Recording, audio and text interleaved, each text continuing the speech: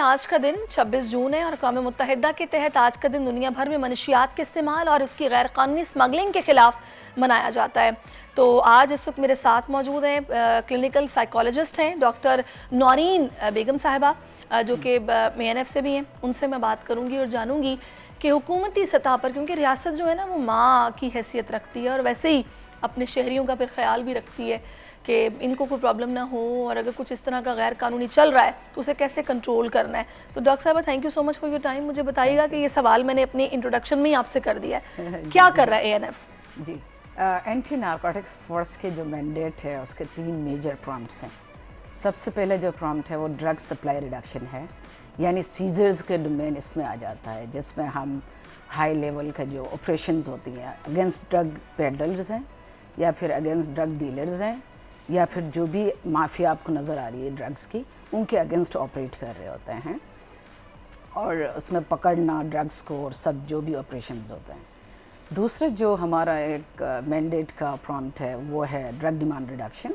उसमें हम फिर जो अवेयरनेस प्रोग्राम्स है, जो प्रिवेंशन बेस्ड प्रोग्राम्स है वो कंडक्ट कर रहे होते हैं, कम्युनिटी अवेयरनेस प्रोग्राम्स भी कर रहे होते हैं, और एजुकेशनल इंस्टीट्यूट बेस्ड प्रोग्राम्स भी कर रहे होते हैं, प्रिवेंशन प्रोग्राम्स, जिसका मकसद ये है कि जो कम्युनिटी है या जो एजुकेशन इंस्टीट्यूट्स जिसमें स्कूल भी है, कॉलेज भी है, यूनिवर्सिटीज़ भी हैं, उनमें जो हमारे बच्चे पढ़ रहे हैं या यूथ है या कम्युनिटी में जो हमारे लोग रह रहे हैं, उनको ये अवेयरनेस दी जाए कि कैसे इस सब्सटेंस यूज़ से या ड्रग यूज़ से अपने आप को रोक सकते हैं या प्रिवेंट कर सकते हैं। अच्छा, इसमें दूसरी जो मेजर एरिया है उसमें हमारा जो है एंटी नारकोटिक्स फोर्स जो है वो हॉस्पिटल्स रन कर रहा है उन लोगों के लिए जो मंशियात के आदी हैं, जिनको हम नशे की बीमारी के मरीज़ कहते हैं, उनके लिए हमारे पूरे अगर प्रोविंस की बात करें तो हमारे पास 5 फैसिलिटीज़ हैं जो हम रन कर रहे हैं। कराची में हमारे पास 3 हैं, सखर में एक और फ्री ऑफ कॉस्ट, और सब जो 100% फ्री ऑफ कॉस्ट हम उनको ट्रीटमेंट दे रहे हैं। हैदराबाद में हॉस्पिटल कैपेसिटी क्या है इन हॉस्पिटल्स अच्छा, की? इनको मिल मिला के अगर आप बात करें तो इन 5 हॉस्पिटल्स में ये तकरीबन 480 कैपेसिटी है बेड्स की। अच्छा, जहां हम 100% फ्री ऑफ कॉस्ट उनके ट्रीटमेंट कर रहे थे। उनकी रेजिडेंस हो गई, उनका फूड हो गया, उनकी मेडिसिन हो गई, उनकी क्लोथिंग हो गई, हर चीज़ जो भी उनकी रिक्वायरमेंट है। अच्छा, मुझे ये बताएगा डॉक्टर साहिबा कि जो आप लोगों के पास से रिहैब से जाते हैं, क्या रेशो है उनके वापस आने का?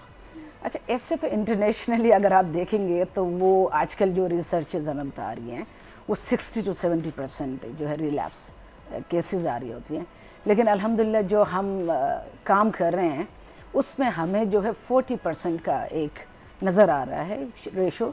ओबियसली एक रिलैप्सिंग डिजीज़ है, नशा इस्तेमाल करना तो एक ऐसी बीमारी है जिसके साथ हम कहते हैं कि ये रिलैप्सिंग डिजीज है। बिल्कुल। अच्छा, रिलैप्स होना भी एक प्रोसेस है, बिल्कुल ऐसा ही है। अच्छा, इसमें मैं चाहूँगी कि क्योंकि आज नशे का जो दिन है वो उसमें आगाही पैदा करना, लोगों में बताना उन्हें कितनी गलत ये चीज़ है, मुआशरे तबाह हो जाते हैं, तो ऐसी गंदी लत है।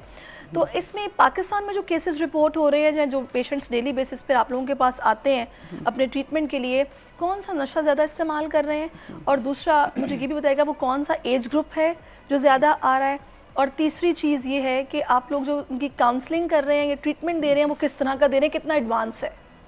अच्छा, देखें अगर स्टेटिस्टिक्स की बात करें तो अनफॉर्चुनेटली अभी जो है वर्ल्ड ड्रग रिपोर्ट आई है 2022 में, जिसके अकॉर्डिंगली ये कहा जा रहा है कि पूरे वर्ल्ड में जो है 284 मिलियन लोग जो है वो ड्रग यूज़ कर रहे हैं, या रिपोर्ट हो गए हैं पिछले 2020 में, और उसमें कैनबिस जो है वो तकरीबन 209 मिलियन लोगों को इस्तेमाल करते हुए उस पर रिपोर्ट किया गया है। इसी तरह से कैनबिस के बाद ओपिएट्स को देखा गया है जो 61 मिलियन लोग जो है अराउंड द ग्लोब यूज़ कर रहे हैं। इसी तरह 34 मिलियन वो लोग हैं जो है एम्फेटामिन, जिसमें आपने सुना होगा क्रिस्टल आइस जो स्टिमुलेंट्स होता है, वो तकरीबन 34 मिलियन लोग अराउंड द ग्लोब यूज़ कर रहे हैं, उस रिपोर्ट में लिखा हुआ है। लेकिन अगर हम पाकिस्तान और अपने कॉन्टेक्स्ट की बात करें तो अनफॉर्चुनेटली हमारे पास रिसेंट कोई ऐसा स्टैटिस्टिकल डेटा नहीं है, पर 2013 का एक सर्वे रिपोर्ट है जो UNODC और जो हमारे मिनिस्ट्री ऑफ नारकोटिक्स कंट्रोल ने जॉइंटली नेशनल सर्वे की थी। According to that 6% of the population is using drugs. सही। अच्छा, मैं चाहूँगी 6.7 मिलियन लोग जो है वो ड्रग यूज बिल्कुल। कर रहे हैं। अच्छा डॉक्टर साहब, चूँकि टाइम थोड़ा सा कम है, मैं चाहूँगी कि फाइनली को मैसेज जो कि आप इस प्लेटफॉर्म से देना चाहें इस खास दिन के मौके पे। जी, आज जो है जो दिन मनाया जाता है वो जो है इंटरनेशनल ड्रग डे है, जो एंटी ड्रग डे है, जो हम मनाते हैं, जिसको एंटी वर्ल्ड ड्रग डे कहा जाता है। और थीम जो है इस डे का ये है कि the evidence is clear, so invest in prevention. It means that जो पॉलिसीज़ अभी डेवलप हो रही हैं या डेवलप की जाए ड्रग्स के पॉलिसीज़, वो एविडेंस बेस्ड होनी चाहिए, रिसर्च बेस्ड होनी चाहिए, एम्पेरिकली प्रूवन हो, जो इफ़ेक्टिव हो, डेफिनेटली ह्यूमन राइट्स को सामने रखते हो। बिसाइड दैट ये भी है कि इस बात को अंडरस्टैंड किया जाए कि इस ड्रग्स के यूज़ करने की वजह से इकोनॉमी पे बहुत इफेक्ट आ रहा है। बिल्कुल, कम्युनिटीज भी बिल्कुल absolutely right. Thank you so much doctor Naureen for your time. Subscribe करें और बेल दबाएं ताकि कोई खबर रह न जाए।